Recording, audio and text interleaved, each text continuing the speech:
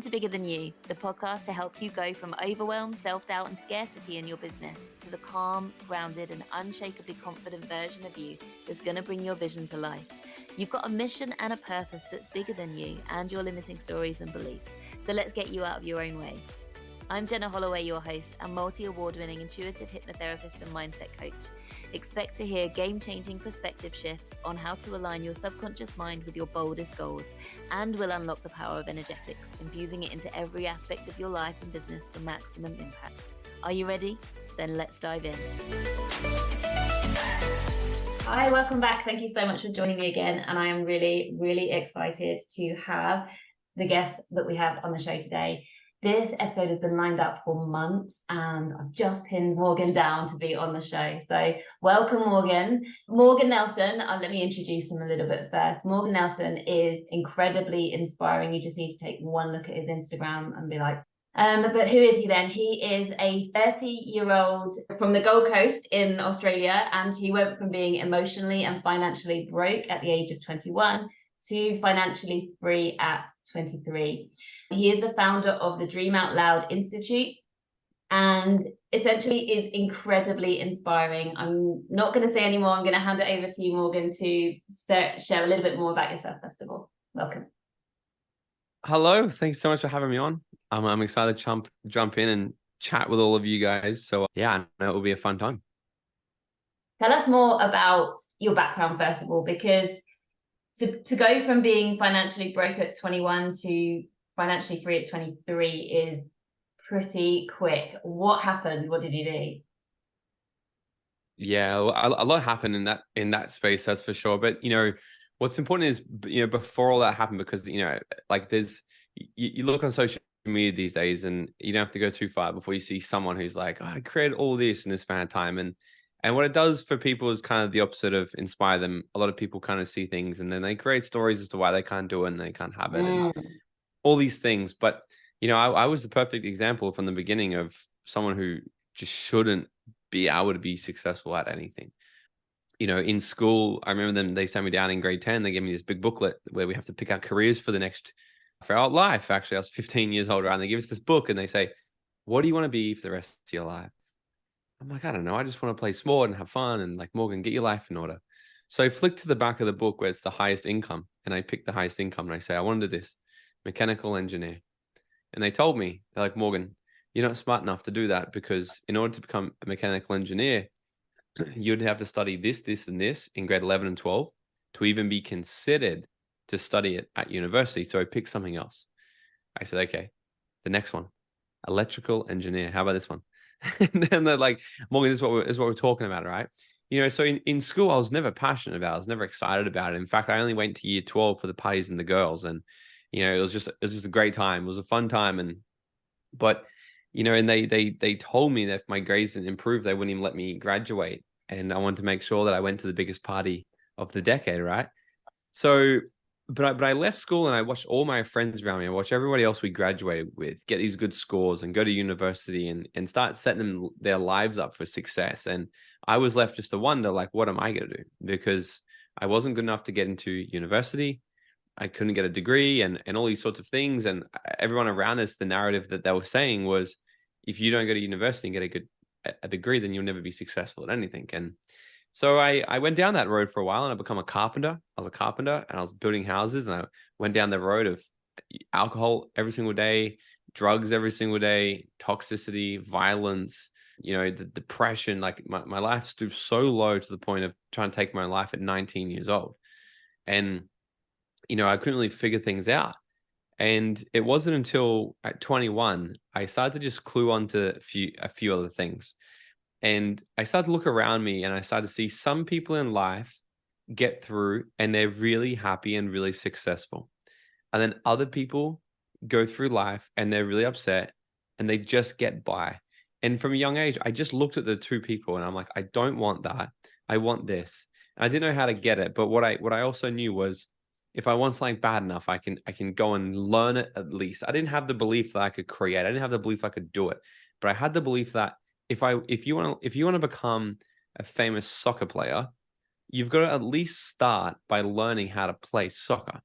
And I just thought that I'm like, if I want to create anything great for my life, I've got to at least learn something. So I surround myself with different people. Like I literally reached out to one of my friends on social media who had a very successful life. And I started asking him like, how are you doing it?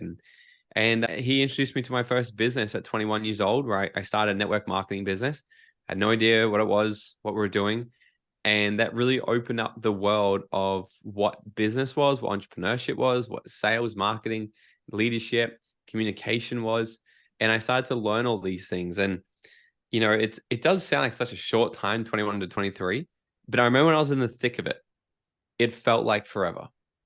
It felt like, and there's often this space in life, right? Everyone is living a life of black and white, and that's all they know. So if you come to a random person and say, you can have so much more than that, they're like, you're an idiot. No, you can't. Because all I know in this world is it's black or it's white. That's it. So they live in a world where the belief of normal is just that. It's mediocrity. It's, you get a job, you do these things, and that's it. But at some point in every single person's journey, they climb the fence because they get curious, and they peek over and they see a whole world of color. And they're like, holy shit. I didn't know that there was a world of color. For me, that happened at 21. I walked into this room. I met people in their 20s who are millionaires, traveling the world, having freedom, retiring their parents, doing all crazy shit. And I legitimately thought that the only way you could become a millionaire in this world is if you stole it, inherited it, or won the lottery. And I'm like, well, I don't want to go to jail.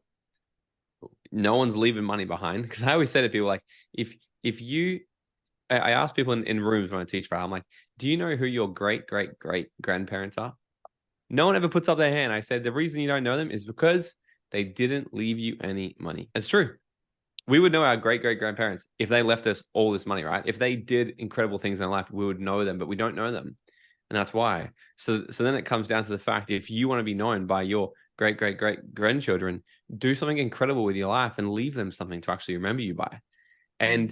But the world of color, I started looking into this, and then what happens is this: once you peek over that fence, you can never unsee what you see. You can never unsee it, and you've got a decision to do one of two things: to jump the fence and cop all the arrows in the back, and go after every single thing that's going to come on the other side of that fence, or you jump back down, back to the world of black and white, and you live with the question of what if for the rest of your life. Now, when I was 21, I saw all this and I went after it. And it's like I was on the fence. I was trying to convince people, like, hey, you should come with me. Look at this. It's a world of color. It's incredible. It's amazing. It's amazing. It's amazing. And everyone was like, you're an idiot. Because from their perspective, they can't see color. They just see black and white. They're like, you're an idiot. What are you talking about? And, we lost great Uncle Jerry to that fence 10 years ago. And I'll tell you what, I've been to the other side of the fence. There's a reason great Uncle Jerry never freaking came back, right? But everyone's going to go through this period of peeking over the fence, becoming aware and seeing something larger than what they currently have now. And for the people that see that and they know that, like I said, you got one or two decisions to make. You're either going to jump back down and live with the question of what if forever, or you'll leap over it and see what's going to unfold. But if you commit to it, everything that's going to come is going to strengthen you and mold you and turn you into the person you need to become. So what happened between 21 and 23, like, it felt like it was a decade. But my first year in business was so shit. Like, I think I went completely backwards. Like, I was probably the worst one who ever started that business that year. But all I knew was the only way you can ever actually fail is if you quit. And I kept going. And I never forget the day, actually. I've barely shared this story. I should share it more. I was sitting at work on our lunch break, and I was replying to messages and stuff on my phone at lunch break. And I got another customer return, like someone returned their products, another return. And I was just like, I can't do this. Like, this is never going to work for me. This sucks. And I was so pissed off actually at the world, because I was like, this is such bullshit, because now I know what could be possible, but it's just not freaking working for me. And I fucking hate this, I was like, it's not working. I can't do it. I would have rather never peek over that fence. I would have rather live my life not knowing what was possible, to know what was possible and know that I couldn't get it. And I was so close to quitting. I was like, but what stopped me from quitting was thinking, if I quit, I know with absolute 100% certainty what's on the other side. But if I just keep going, there has to be at least a percentage that it might work out. And I'm a betting man, and I went with that, but I started to figure out these different things. And what's now birthed into my Dream Out Loud Method program is the 4 pillars to creating a dream life. You can't just work your ass off. You can't just work hard. You can't just do all these things. There's other things that come into it, right? And we talk about it if you want, but I started to figure these things out. And then in my second year, I started to get a little bit of traction. And then it was actually the last 6 months. It took about 2.5 years. And the final 6 months, I took my business from pretty much at the bottom to then financially free. I booked a one-way ticket to Mexico, and I just lived there because that was my dream. That's all I wanted: complete freedom, live on the beach, go to the ocean every day, and just chill. That's all I wanted. And then about 6 months later, after that, we turned that into a 6-figure business, doing 7 figures in annual sales. Had customers in 19 countries around the world, 6,000 customers globally. And then I went on to do pretty well in that business. That was pretty cool, and that really put me into the space of financial freedom, business, wealth, personal development. That's where it really all began for me. It wasn't because you originally asked what happened between 21 and 23.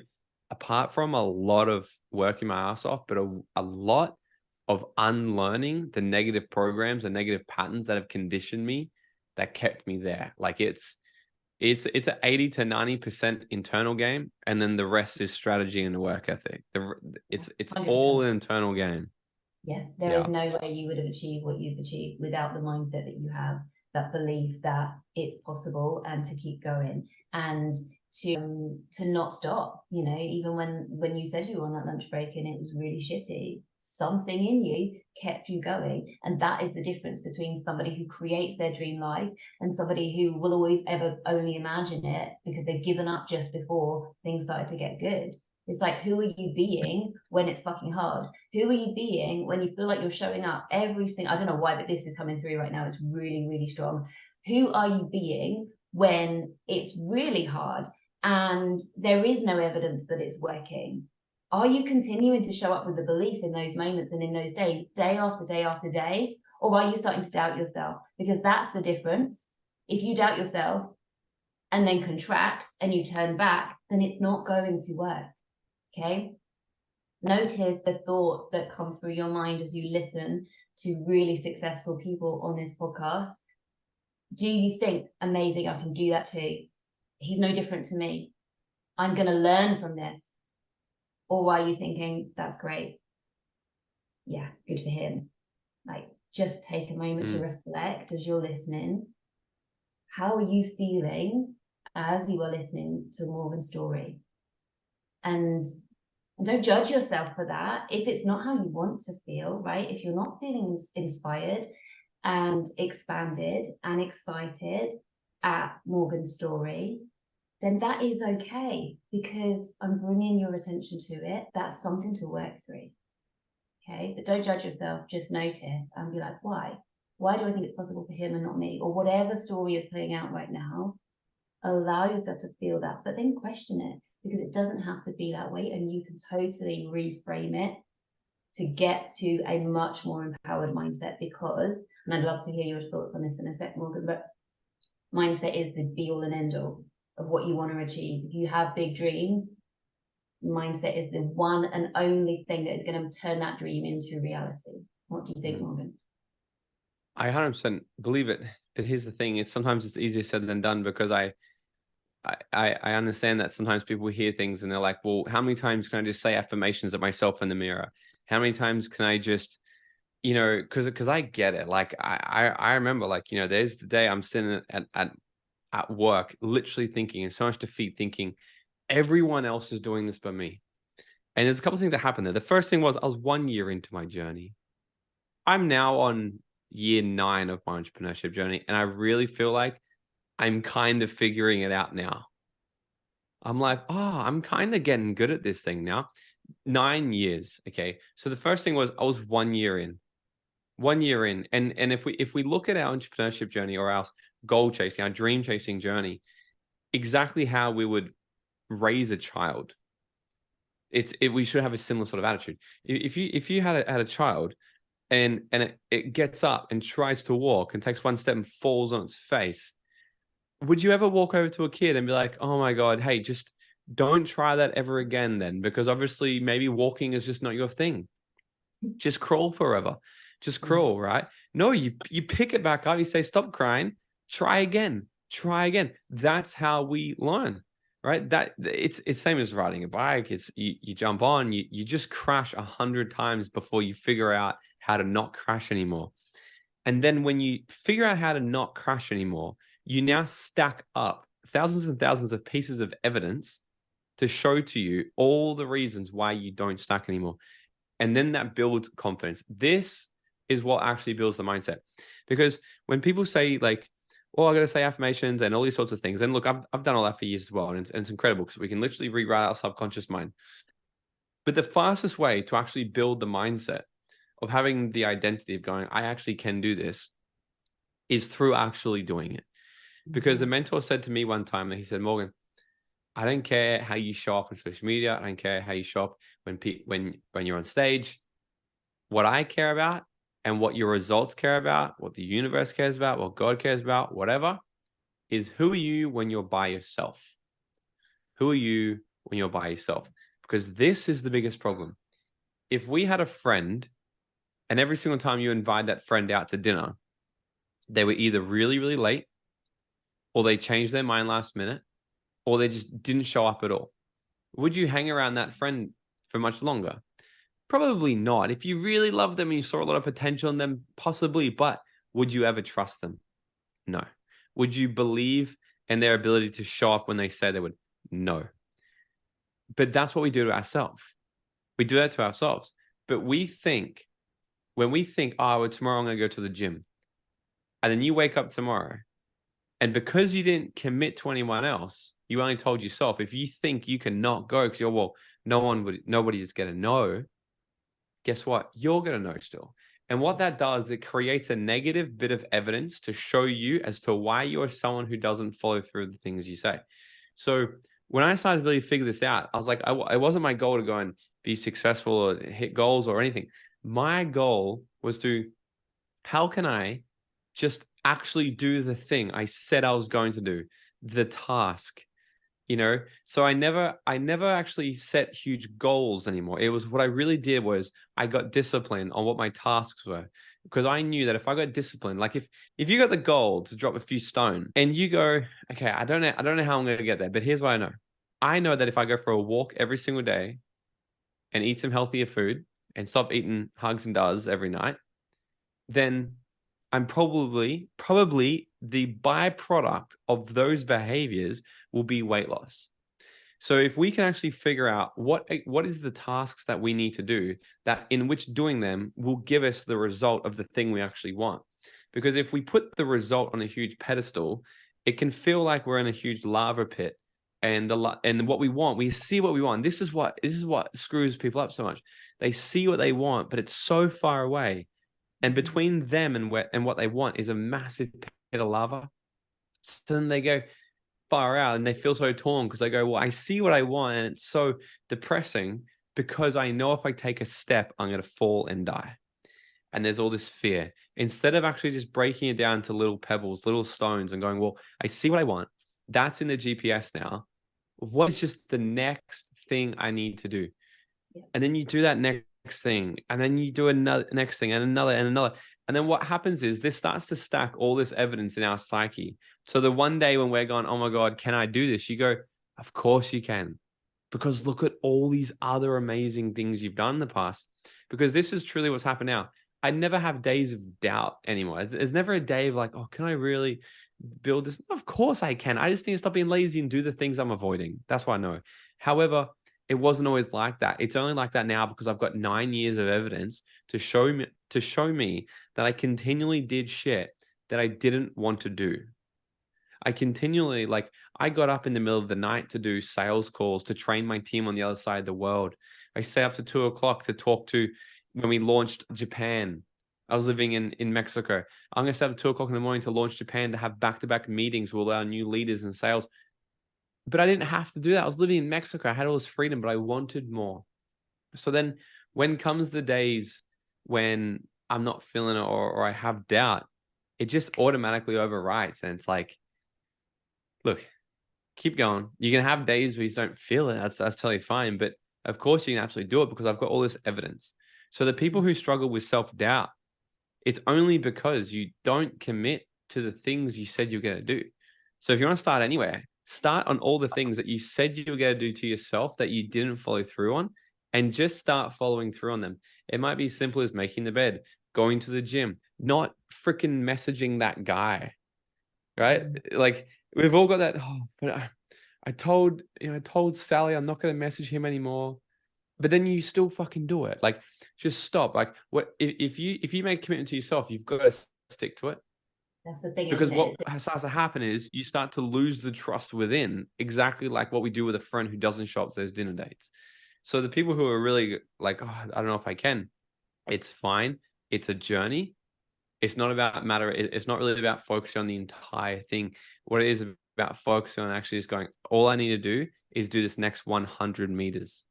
Yeah. And just do that next 100 meters as best you can.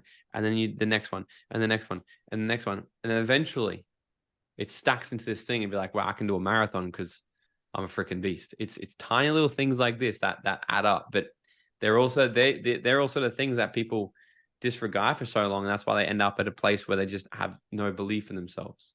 Yeah. And that's the thing, isn't it? It's this general kind of mantra in any, and it's not just about who you're being in your business, because we cannot compartment. I'm sure if you listen to more than one episode, you've heard me say this time and time again, you cannot compartmentalize energy, and your subconscious is always watching everything that you are doing. So it's like, commit to being committed, whether that's inside your business or out, or both. Like, watch yourself. How are you behaving when no one else is watching? And be the person that you know creates what you want to create. Commit to being committed. Mm.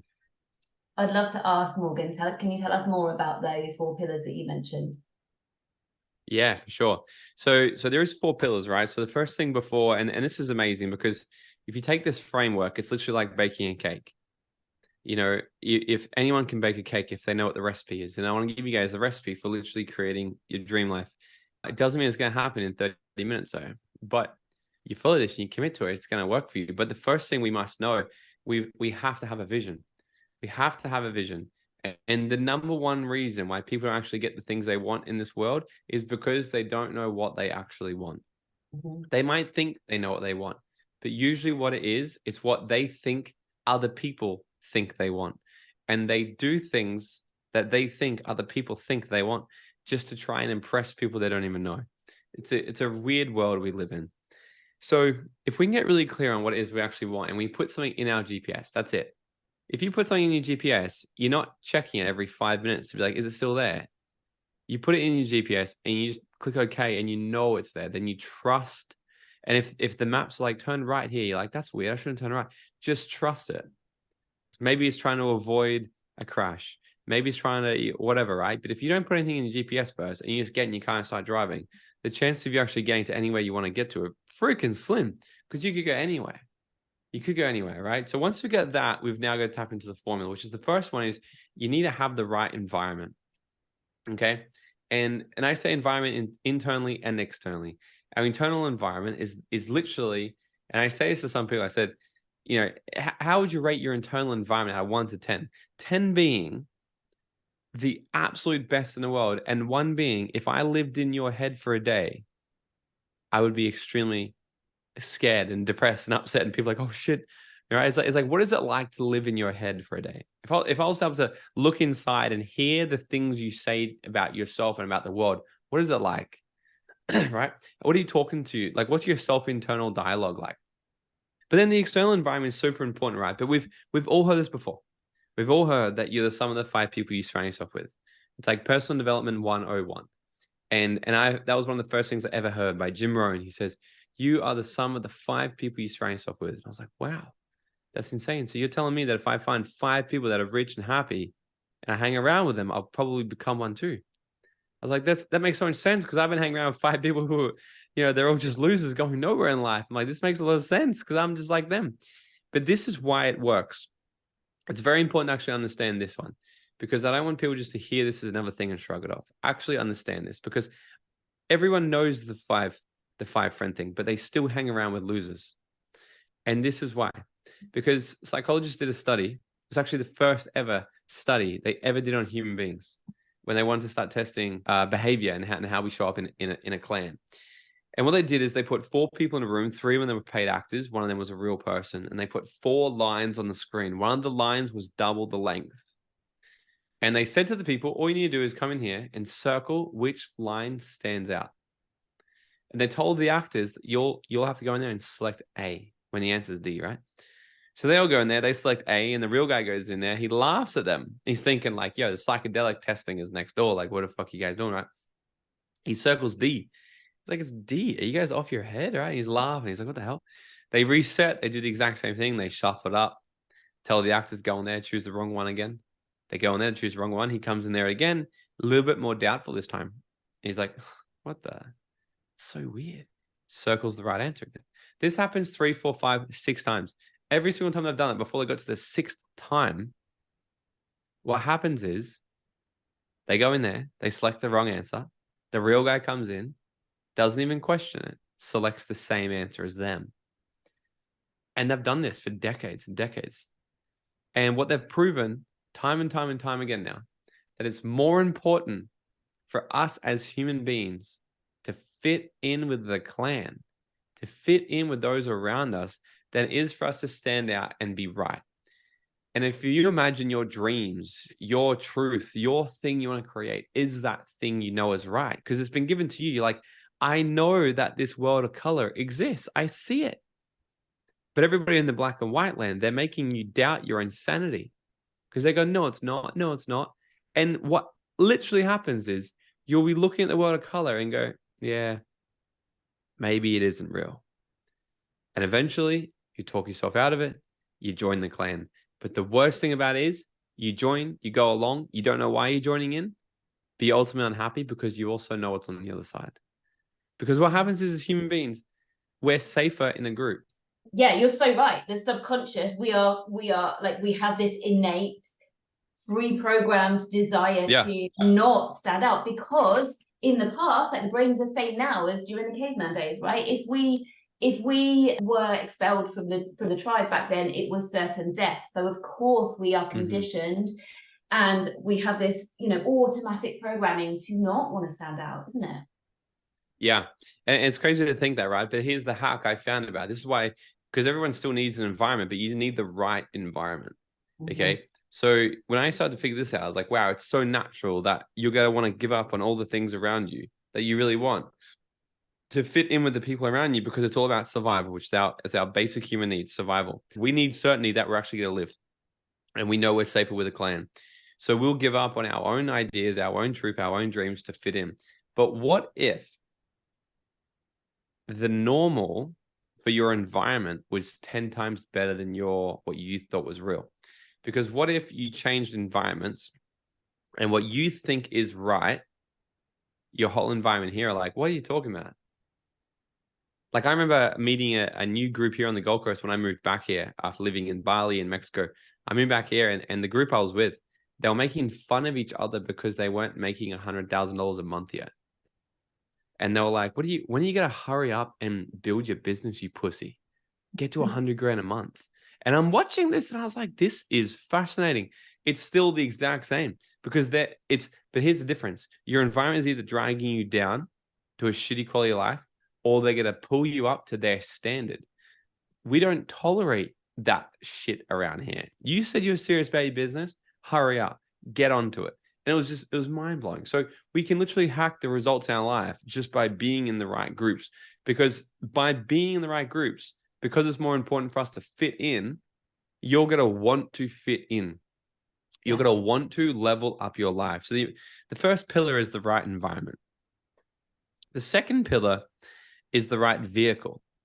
I really believe that every single one of us have an innate purpose here. We all do have something here that we're to bring to life, a book to write, a business to build, something really incredible to bring to the world. And those who are brave enough to go after it will actually create it. But that's why they say the richest place in the world is actually the graveyard, because that's where all the dreams, the books, the businesses, everything goes and dies there when people die, because they never came out of their brain. So when we tap into what our true north is, I call it, it's one of the things they teach us out, discovering our true north. We can discover this and actually start to build a life around that, reverse engineer and go, well, what is the right vehicle for me? Right? Because when I was 21 years old, I was just saying yes to everything. And I found that opportunity and doing my first business. And for me, then that was the right vehicle. That was the right vehicle. Then when I was 26 years old, that vehicle, I realized I'm done with that now. It's not it for me, because I hit a bit of stagnancy again. And what I did, I came right back to the 4 pillars. Every single time we're not where we want to be, we can come back to these 4 pillars and go, great. Because if you've created some success in the past and you're feeling stuck again, it's probably because you've done the whole circle. You've gone around each pillar, but now it's time to level up again, and it starts back to the right environment. So the you who got you to where you are right now is not the you that has to get you to where you need to be. So we find the environment first. We're going to start to figure the rest out. So the vehicle comes next. You need a vehicle, whether it be coaching, business, even being an entrepreneur. Sometimes people think these days they need to be entrepreneurs because it's all over social media. And I see people that are just really not entrepreneurial, try to be business owners, and they suck, and then they doubt themselves. But where they really thrive is being an entrepreneur, working side by side with a visionary, with an entrepreneur, and they get to flex their entrepreneurial muscles, but not really with the risk. And that is their genius zone. So we've got to discover this, right? It's a process for it.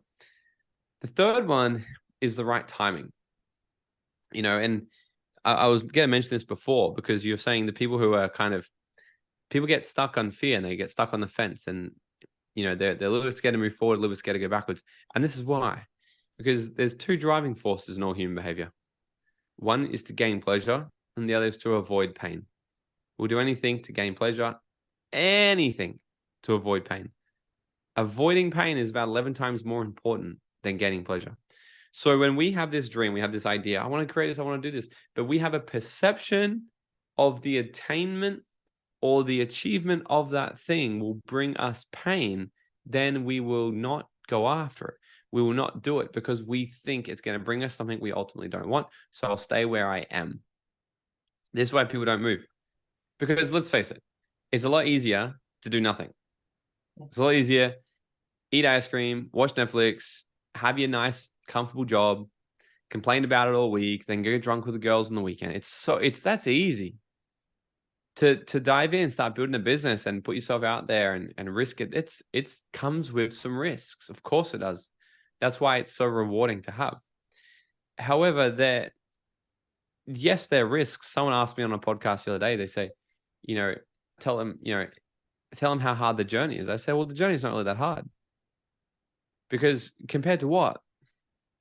Compared to staying exactly where you are forever? Man, I could be crazy, but I think that's 10 times, 100 times more harder than anything I've ever gone through. That's way harder than the people that have tried to sue us, the people that have left our business, that have left us clients, that have destroyed us. That's way harder than people trying to talk shit about us online. That's way harder than all the times I've put everything on the line and it not paid off. That is way harder to not have even tried it all and play it safe, in my opinion. But what helps us is tap into the right time, is to discover the thing we want and the thing we ultimately don't want. Because if we can actually determine that it's more painful for us to stay where we are than it is for us to actually progress, then we'll actually get into action. So if we can get clear on, and I call it our why, right? And this is another thing, people, but I know my why. Bullshit. Because if you're really clear on your why, you'd actually be doing it. Because a why is not, in the beginning, I thought people say, what's your why? Why are you doing this? I said, because I want to live in Mexico. I want to have freedom. That's not a why. That's pleasure. That's a vision. The vision is pleasure. It should be amazing. But your why stands for what hurts you. And I got really clear. I wrote down like 100 different things. All the things that hurt me right now, my job, my life, my businesses, my income, my relationships, everything just hurt me, what I'm frustrated with, the pains. A lot of people avoid this though, because They want to get really clear, and they want to create a pretty vision board of their life, but they don't want to look at the real shit. I guarantee you, once you get really clear and you see all these things that are currently hurting you, now you have the question to ask: do I want to choose this, or do I want to change it? If you choose it, you're going to choose to stay in that pain, okay?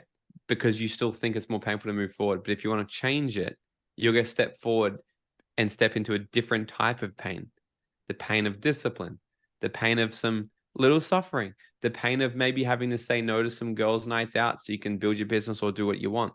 There is some pain in that. However, people think that if they do nothing, they're avoiding pain. It's wrong. There's a pain each way you go. That's why what you don't change, you're still choosing. So if we're not actually going to progress forward into what it is we want, we're choosing to settle on all these things that hurt us. That's the right timing. How do we make right now the right timing? By doing that. And you drag the nail. You're like, oh my God, this hurts so much. I want to get off the nail. I want to get into action. And the final one is to become the right you. We've got to become the right you. Like I said, like this is a journey, man. And I was doing all this. I had the right environment, I had the people around me, I had the vehicle. I knew my vision. I knew my why. And I'm working. I'm like, why isn't this growing yet? And I was like, oh, I haven't changed. I'm still out drinking. I'm still out partying, still out chasing girls, still not taking my goals seriously. I was only working my business when it was convenient, not when it was necessary. Because the right you comes down to three things. Having the right belief system is first. So the belief system comes down to literally believing in our own ability to get it done. There's a guy, Roger Bannister, ran the first 4-minute mile. No one did it before him. And then when he broke it, when he did it, another person did it 6 weeks later, and then another, and another, and another. Because what happened was this: it shattered the belief that it was attainable for the whole globe. Now there's been thousands of people do it. So what I say to people is, unless you're trying to colonize Mars, chances are there's someone out there who's done what it is you want to do. And can you borrow the belief that it's attainable? You don't even have to have the belief that you can do it yet. All you need to have is that, do you believe that it's actually possible for someone to have it? Yes or no? Of course, it's undeniable. It's done. There's proof there. Great. Second thing is, do you believe that you can actually work daily on developing the skill set and the mindset to get to that goal, to acquire it? If the answer is no, you're not disciplined enough. If the answer is no, you haven't tapped into your why enough, because it should just be an easy yes. If it's important for you, can you just work daily on perfecting your skill set and perfecting your mindset, just a little bit by little bit every day, and eventually you'll get there? Of course. So we've got to have the right belief set that it's actually attainable, and the belief set that you can do the work required to get there. The next one is the right value system. We need to have the value system. So when I got this really clear, the things that really drive all my human behavior, some of our deepest subconscious programming, when I got really clear on the things that were driving me at an unconscious level, and I changed them, and they were so conflicted with what I believed. I thought this was so important in my life, but I really believed the opposite. And I was so conflicted, and I did this personal development. I worked on all these things, and all of a sudden, within about 6 months, things just freaking skyrocketed. But it didn't really change until I did the last part here. And that is to have the right attitude. The right attitude, there's 3 types of people in the world. The first person, they sit and they complain about the wind. I was doing that for far too long. But you don't understand, the wind is just not blowing my direction. It's so hard, it's so hard, it's so hard. And then the second person, they just keep doing the same thing over and over and over and over and over, thinking that the wind's just going to change. Like, well, I'm just going to keep heading this direction anyway, because the wind will change eventually. It'll just change eventually. And they just hope, and they hope, and they hope, and they hope, which is the definition of insanity. But the third person, they just get up and they change their fucking sail. And they're like, you know what?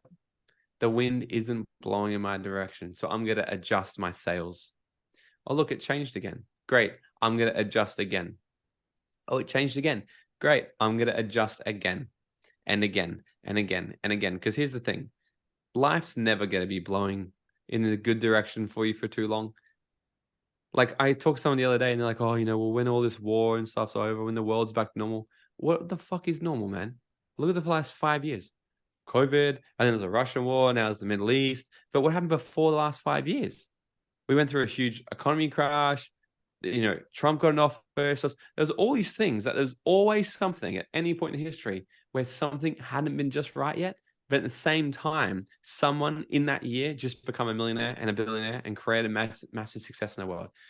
So it really matters nothing of what's actually happening in the world. It matters how you set your sail and are you willing to actually adjust to what life is throwing at you. It's not your fault, whatever you're going through, I'm sure. But it's your responsibility to do something about it. And that's what it really comes down to, having the attitude to go, no matter where I am right now, I've got to adjust and pivot and do my freaking best. Every time you do it, you get strengthen it and get better and better and better. That's the 4 pillars. It's so inspiring, everything that you're saying. And something that I truly believe in and where I came from. I can't remember what you said something and oh yeah, what hurts you? That's what you were talking about. For me, I know that my why is to have I'm building my business so that I am always present and always there for my twin daughters. They are 4.5 years old and I have them after a really long, hard road of infertility with my partner. As soon as they came after maternity leave, I went back to teaching and I was like, no, I'm so done here. I thought I was going to be a teacher for the rest of my life. Like I was the keenest teacher you would ever meet. But I knew I didn't have the language back then to articulate it the way I do now, but I just felt that it was misaligned teaching. Now I had this family that I'd waited so long for. And I just followed my North Star, which is my intuition. Again, I didn't realize I had it back then, but it was a thing. And I left teaching, and my why and everything that I'm doing, this business that I'm building now, is so that I can be present for them and build a business in a way that, I'm not sacrificing anything that I see in my mind's eye. Like I have a huge dream, a huge vision, and I'm so excited, and I have no doubt that it's possible. But I have my values, and my values are to be present for my girls and to create it in a way that puts them first. Because I really strongly believe that they don't need me to, take them on 5-star holidays or anything like that. They need me to be present. And that really strongly motivates me. And so I'd love to ask you, what would you say to listeners who also have a family and who also are really passionate about what they do, but it's just not possible for them to work all the hours that they might want to? Or like, I really firmly believe that we can create our success from a place of complete ease. It doesn't have to be, yes, I work fucking hard, but I don't believe that it has to be hard because of the subconscious belief that I've got now. I've done my own reprogramming work to believe that it gets to be easy. You just follow your intuition. You don't hold yourself back. All of those things. So what would you say to, let's say, somebody who's listening, super inspired, knows the vision, but also has a family and wants to be there for their family? So they have to kind of prioritize the success that they want and have like a real sense of work-life balance. What would you say to them? Yeah, well, the first thing is, like, if you do want something you don't have, you got to give up something you have now. Like you can't have something you don't currently have with no sacrifice. Like Think and Grow Rich, one of the chapters is about like, what are you going to exchange? What are you going to give in order to receive what it is you want to receive? You can't just say, I want to have this incredible life, but I still want to have family nights. I still want to watch Netflix every day. Still want to go to my little girl's soccer game, So that's kind of just the harsh reality of it. But here's the thing. A plane gets off the ground with 100% throttle. It doesn't get off the ground with 90%, 80%, 70%. And I see this happen a lot in the world these days. People are saying things like, oh, but you don't have to work hard and all these sorts of things. And it's like, well, fucking hold on a second. If you're preaching that, you've either already created the success and you forgot what you did in the early days, or you actually haven't made anything yet.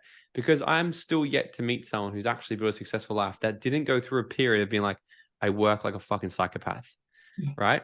Because you've got to get the plane off the ground first. And that requires everything you have. Once you can get off the ground, then you can kick back and you can elevate, and then you can sort of pick some things up. And, like when I got my plan off the ground, I realized, oh my God, a morning routine. Oh my God, that feels amazing to have a morning routine now. And I changed the game for me. However, when I was building my business, I was waking up at 3:30 in the morning in the shower, having a shower, checking, replying to messages. Because I was like, I got 5 minutes in the shower. As I'm waking up, I'm going to be on my phone, checking messages in the shower, right? I was cramming every single minute into what I had. My morning routine was horrible, right? But it got me to where I am. If I knew what I knew now, and I was to start again, I'll do it definitely 100%. But it's also what worked. So I can't share a hypothetical situation. All I could share is what I did. But for the people that, I'm also blessed that I did that when I was 21. I didn't have a family. I didn't have any other commitments. So it was a lot easier, I would say. But here's the thing. If it's important enough to you, you'll find a way. If it's not, you'll find an excuse. And never let your why become your why not.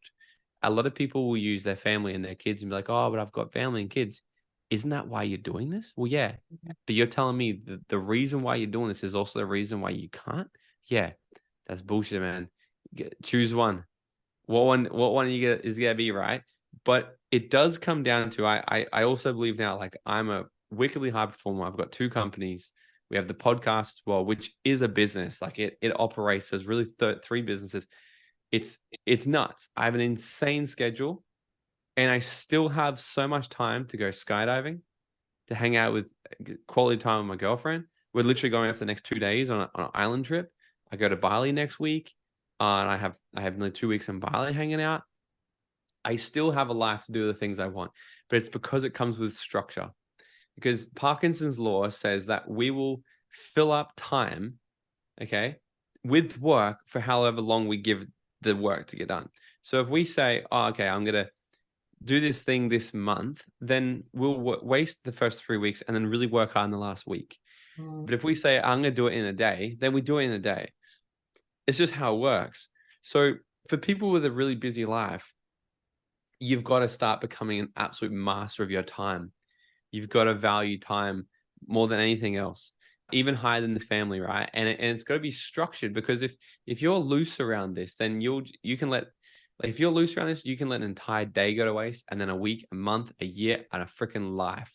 So what I would suggest to do is to actually, and I used to coach my team on this all the time. If they've got family, they have kids, and they're doing like a sprint in their business, sit down, plan out what's going to be your 90-day sprint. What I've found is you can't really sprint longer than 90 days. It's a bit hard, but you can give your absolute all for 90 days, and then you can take a week and you can actually chill, and you can coast back. So that's getting the plan off the ground for a bit. And what you can do in 90 days with all that obsession is absolutely nuts.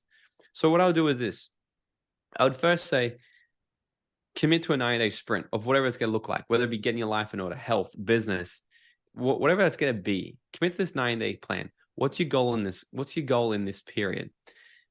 And then you've got to enroll your family into the decision as well. And you've got to say, hey, mommy's doing this, daddy's doing this. This is the goal for the next 90 days. I'm going to be a little less available because I'm really committed to this and I'm focusing. However, if you help me and support me on my goal, when we hit it, I'm going to take you somewhere. You're going to get this reward. Get the buy-in from the family and say, hey, like, the next 9 days is going to be hard, and there's going to be times where I'm going to want to quit. There's going to be times where I just want to hang out and watch a movie with you. There's going to be times where I'm going to want to do this. And I need you to help me stay accountable, because when I hit this, you're going to get this reward. I tell you what, when you slack off, your kids will be like, oh, fucking keep going because I want this reward, right? They're going to help you. So use them to get back on track. But then what it's about is actually, I also believe in a life by design. I don't really believe in all out obscenity and working 20 hours a day. And I don't like that either, because I balance very much between going, I want to create a life and build a life as if I'm going to live forever. However, I'm going to live today as if I'm going to die tomorrow, because I never want to spend a day doing the things I hate doing. Because if I die tomorrow, I check in myself regularly. If I die tomorrow, am I happy? Yeah. Life's good. It's good. I did today. I did yesterday. I did last week. All the things that I wanted to do. If I knew I was going to die tomorrow, would I have still done today what I did? Probably. And that's the life. However, but listen, right? That's not what I did in the beginning. And that's what people are gonna be clear on. But if you can get structured on your week and your days and actually put in the really important things first, you put in the rocks, work hours, gym time, you got to look after yourself. Family time, like I would still put in some family time. Hey, this is the window for family time. It's absolutely completely focused family time. Okay. Date night, or you put in all these things and then you fill up all the space with the pockets to work like a machine on the things that you've got to do. Because if you give yourself these little pockets, you'll get a lot more done in these little times than you would have ever done before. But then it's just about being disciplined to that. So that's all it's worked for me. Like I do what's on my calendar and that's it. Like whatever's on my diary, I do that. Yeah, I was gonna say the same thing as well. You went on to it. It's like awareness of what you're actually doing. Like, be structured, choose a task, take the action, and just float and let that work expand. Because then you end up not living by your values and your priorities. So yeah, thank you so much, Morgan. There's been so many golden nuggets, inspiring bits that you've shared. It's definitely worth listening more than once, guys. Go check out Morgan on Instagram. Morgan, is there anywhere that you would like people to signpost people to? Anything you want to share? Oh, your podcast, I'm sure. Yeah, for sure. So like I said, so we actually just developed this quiz a few weeks ago. So we've barely even put out to our own audience yet, but I developed this quiz that people can literally go through and answer a bunch of questions, and it will spit out to them and tell them which one of these pillars, the environment, vehicle, timing, or you, which one that they're lacking in. Because what I notice is when people go through self-doubt, procrastination, self-sabotage, or feeling unfulfilled, it's because they haven't fully embodied one of these yet. So they can go through this quiz and it'll actually spit out and say, this is the pillar for you. And then there's a personalized like 20-minute training video from me on that specific thing for them. It's freaking badass. So I can get you the link for that. I highly recommend they do that because then get some extra sort of just laser training. It's really cool. And then, like my podcast is called Dream Out Loud. We've had some amazing guests on there, ranked number 6 in Australia. And then my Instagram, Morgan T. Nelson. Come and hang out with me there. Brilliant. Thank you so much for being on the show with us today. Thank you for listening to the Bigger Than You podcast with your host, Jenna Holloway. If this episode has been valuable to you, please share it with a friend or leave a review.